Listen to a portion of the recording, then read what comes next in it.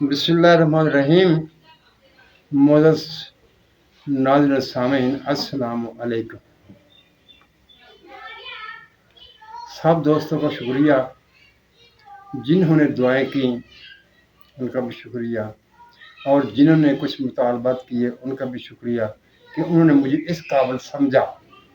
लेकिन मैं एक बात बार बार कह रहा हूँ, मैं हर फन मौला नहीं हूँ। मैं एक महदूद इल्म रखता हूँ। मैं कोई बड़के नहीं मारने वाला, कोई शोखियाँ नहीं बकारने वाला। आप जो चीज़ पसंद करते हैं, वो चाहते हैं, वो कमेंट्स में लिखें। मैं आप सब कमेंट्स पढ़ता हूँ।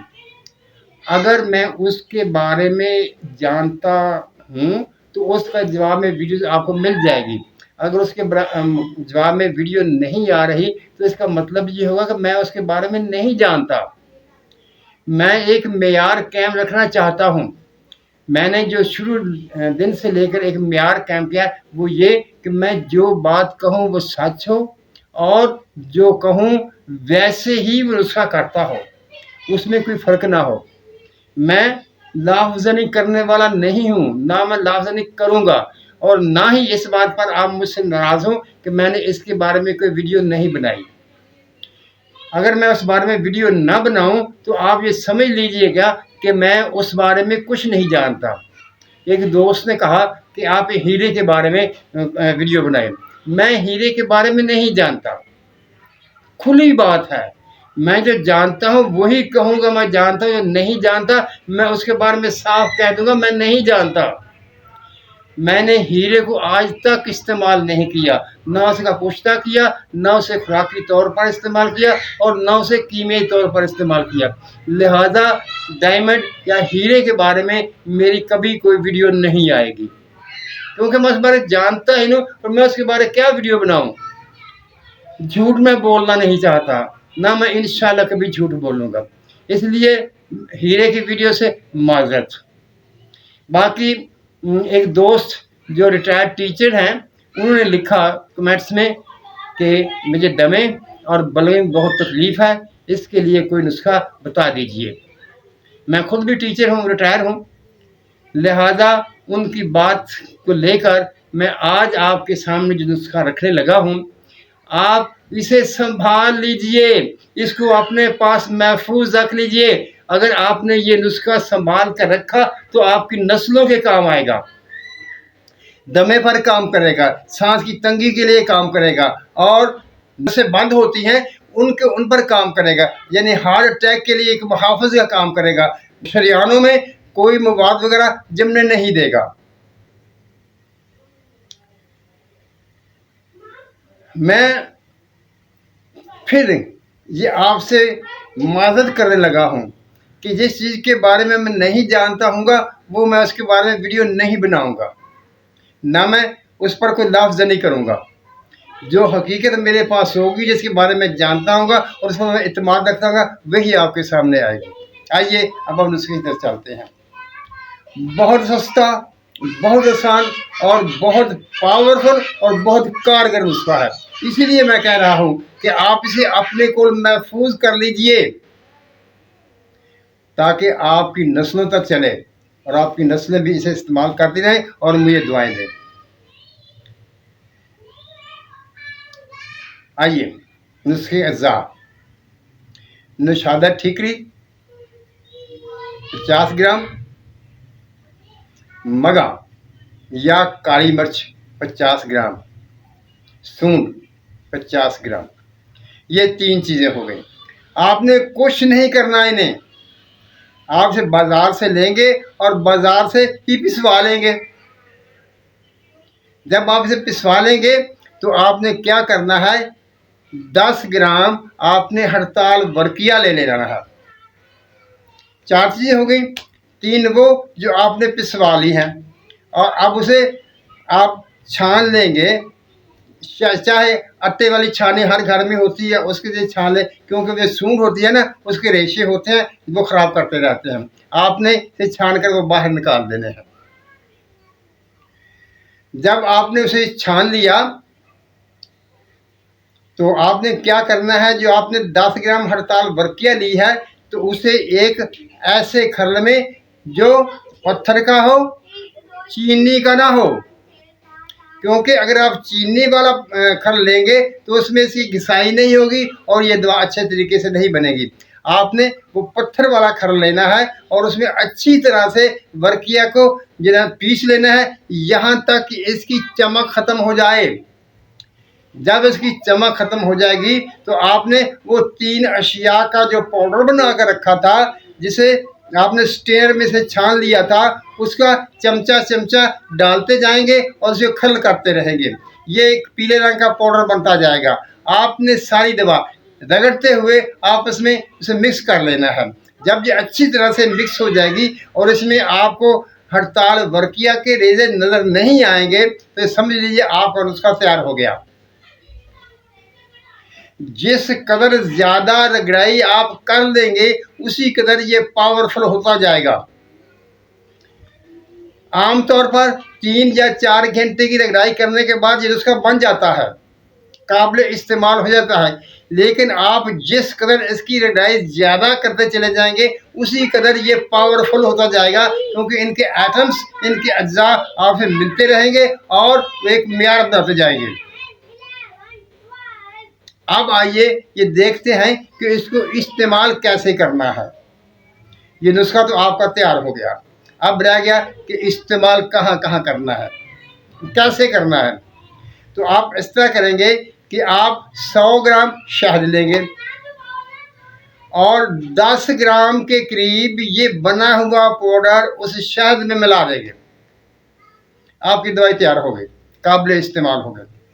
आपने करना क्या है कि आपने जब भी दवा को इस्तेमाल करना है तो उसे पहले चम्मच से हिलाएंगे, क्योंकि इस दवा की खासियत ये है कि जो ये दवा होती है जब वो शहद पड़ा रहता है तो ये नीचे बैठ जाती है। आपने इसको चम्मच के साथ हिला लेना है और इसको इस्तेमाल करना है। अब रही मिकदार खुराक, अगर छोटा बच्चा होगा तो आप चम्मच की डंडी के साथ उल्टी तरफ से उस पर एक दफ़ा चढ़ाएंगे, जिसके आ जाए वो उसको चढ़ा देंगे, बस एक दफ़ा काफ़ी है। आप ये शीरखार बच्चों को भी दे सकते हैं, बेज़रर है। जब उसे बड़ा बच्चा होगा तो आप और 2 इस्तेमाल कराने के से, यानी उल्टी चमची को 2 दफ़ा उसमें डुबोएंगे और उसको बच्चे को चटा देंगे। अगर बड़ा होगा तो उसको 3 मरतबा भी चटाया जा सकता है। लेकिन ये बात याद रखनी है कि जब ये आप उसे चटा देंगे तो उसके बाद 10-15 मिनट कोई चीज़ खाने पीने को नहीं देंगे, क्योंकि जब ये दवा आप इस्तेमाल करेंगे तो ये सांस के नाली के साथ भी चिमटेगी और जाके अपना असर भी करना है इसने। अगर आपने फौरी तौर पर पानी इस्तेमाल कर लिया तो वो जो फेफड़ों की नाली है, खुराक की नाली है जिसमें से गुजरकर जिससे जाना है, तो उसके साथ से चिमटेगी नहीं बल्कि धुल जाएगी, तो उसका असर ज़रा कम हो जाएगा। यहाँ एक नुकता शायद आपके जहन में आ रहा हो, वो ये कि हमने जब कोई भी चीज़ इस्तेमाल करते हैं तो वो मैदे की नाली के जरिए से होकर जाती है, सांस वाली नालियों के तरफ वो साफ करेगी। किसी वीडियो में मैं ये भी आपके सामने रख दूंगा कि जो हम चीज़ खाते हैं वो सांस की नाली को कैसे साफ करती है, क्योंकि सांस की नाली में कोई चीज़ नहीं जाती। अगर सांस की नाली में कोई चीज़ चले जाएगी तो उसी वक्त फौरी तौर पर फेफड़े बंद हो जाएंगे और इंसान पर मौत वाक़ई हो जाएगी। अब रह गया मसला ये कि कितनी दफ़ा इसको इस्तेमाल कराया जाएगा। आप मर्द की कैफियत को देखते हुए 3 मरतबा इस्तेमाल कर सकता है 24 घंटे में, और 4 मरतबा भी और 5 मरतबा भी, लेकिन मिकदार खुराक नहीं बढ़ाना, ये बात याद रखनी है। मैं हर वीडियो में ये कहता हूँ, जब भी कभी नुकसान होता है तो दवा की मिकदार खुराक बढ़ाने की वजह से नुकसान होता है। अगर आप मिकदार खुराक को कंट्रोल रखेंगे तो कभी कोई नुकसान नहीं होगा। इससे बलगम जो मौजूद होगी वो पिघल जाएगी और आइंदा बनने वाली जो है वो आहिस्ता आहिस्ता ख़त्म होती जाएगी और आपके फेफड़े वगैरह और सब जो है वो बलगम से साफ़ हो जाएंगे और आपको इनहेलर वगैरह इस्तेमाल करने की ज़रूरत नहीं पड़ेगी। अगर इनहेलर से आपने जान छुड़ाना है तो यही नुस्खा है जो आपके काम आएगा, नहीं तो सारी उम्र आप इनहेलर का इस्तेमाल करते रहेंगे। मोअज़्ज़ज़ नाज़रीन सामीन, ये वो नुस्खा है जो आपको दमा से, सांस चढ़ने से, बलगम की ज्यादती से और ब्लॉकेज से, जो शरीर में ब्लॉकेज हो जाती है, उससे आपको बचाएगा। जितना आप इस पर गौर करते चले जाएंगे, ये उतना ही नुस्खा आपके लिए मुख्तलिफ दरवाजे खोलता चला जाएगा, मुख्तलिफ बीमारियों के लिए ये शफा का जामुन बनता चला जाएगा। और ये भी सुन लीजिए, ये नुस्खा आज का नहीं है, पुराने बुजुर्गों का दिया हुआ नुस्खा है, और ये इसमें किसी किस्म का कोई शक व शुबा भी नहीं है। आखिर में मैं फिर अशिया के नाम आपके सामने दोहरा देता हूँ। नौशादा ठीकरी, मगा और सूंड 50 ग्राम लेकर 50 ग्राम लेकर आप इसे पिसवा लेंगे, और पिसवाने के बाद इसे स्ट्रेनर में से गुजार लेंगे, यानी इसको छाननी में से छान लेंगे।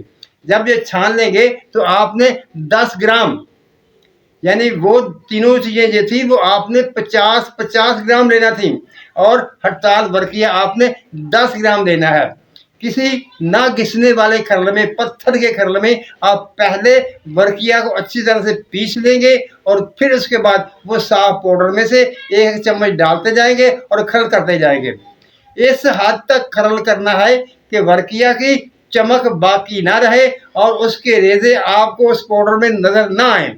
जब वो नजर नहीं आएंगे तो आपका दवा तैयार हो गया, आपने उसको डब्बे में बंद कर रख लेना है। अब जब आप जरूरत महसूस करें तो आपने 100 ग्राम शहद में 10 ग्राम ये पाउडर मिला लेना है, आपकी दवाई तैयार होगी और खाने के इस्तेमाल होगी। आपने जब भी इस दवाई को इस्तेमाल करना है, आप चम्मच के साथ हिलाएंगे और उल्टी तरफ से, चम्मच की डंडी की तरफ से उस पर जितनी दवा आएगी, चढ़ेगी, उस मिकदार में आप छोटे बच्चे को 1 दफ़ा, उससे बड़े को 2 दफ़ा, और जो बड़ा होगा, नौजवान जो बालग होगा, उसको 3 दफ़ा उस चमचे के उल्टी साइड से वो दवाई चढ़ाकर उसको इस्तेमाल करा देंगे। खास बात यह है कि जब ये दवा आप इस्तेमाल करेंगे तो 10-15 मिनट कोई चीज़ आप नहीं खाएंगे, और अगर मेरे मौला को मंजूर हुआ और उसने शिफा आपके मुकद्दर में लिख दी है, तो पहली ही खुराक बताएगी कि हाँ तुमने कोई दवा इस्तेमाल की है। मोअज़्ज़ज़ नाज़रीन सामीन, मैंने एक दफ़ा कहा था कि आप मेरे चैनल को, अगर आपको मेरी बातें पसंद आ रही हैं, उसके अच्छे लग रहे हैं, तो अपने दोस्तों में भी शेयर किया कीजिए, ताकि बहुत लोगों का फ़ायदा हो सके। और अगर उनमें से किसी एक शख्स का भी फ़ायदा हो गया तो आपकी ज़िंदगी बन गई, मेरी ज़िंदगी बन गई, आपको कामयाबी मिल गई, मुझको भी कामयाबी मिल गई। अल्लाह ताला हम सबको अपनी रहमतों की बारिश में रखे, हम पर अपना फैज़ान करम करे, हमें सच बोलने, सच सुनने और सच पर कायम रहने की तौफीक अता फरमाए। आमीन। अल्लाह हाफिज़।